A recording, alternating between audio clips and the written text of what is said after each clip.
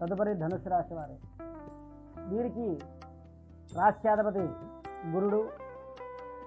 వీరు ఎన్ని ఆశయాలతో ఎన్ని ఆశలతో ఉంటారో వారి బుద్ధి బల సామర్థ్య బలం చేత అన్ని ఆశలను కూడా గట్టిగా పనిచేసి సంకల్ప సిద్ధి నెరవేర్చుకునేటువంటి అవకాశం కల్పిస్తుంది.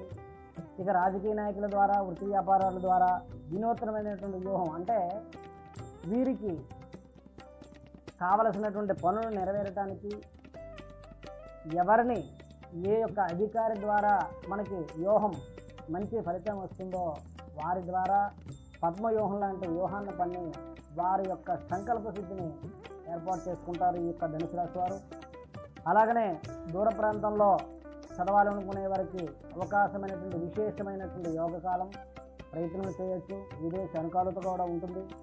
ఆశయ సిద్ధి వీరికి ధనుసు రాశి వారికి ఏంటంటే ఉత్తరాషాఢ నక్షత్ర జాతకులుగా, పూర్వాషాఢ నక్షత్ర జాతకులుగా, మూలా నక్షత్ర జాతకులుగా పరిగణనలోకి తీసుకుంటారు. కాబట్టి వీరికి మొండి పడుదల ఎక్కువ వల్ల సమాజానికి మేలు చేసే అవకాశాన్ని ఎక్కువగా తీసుకుంటారు.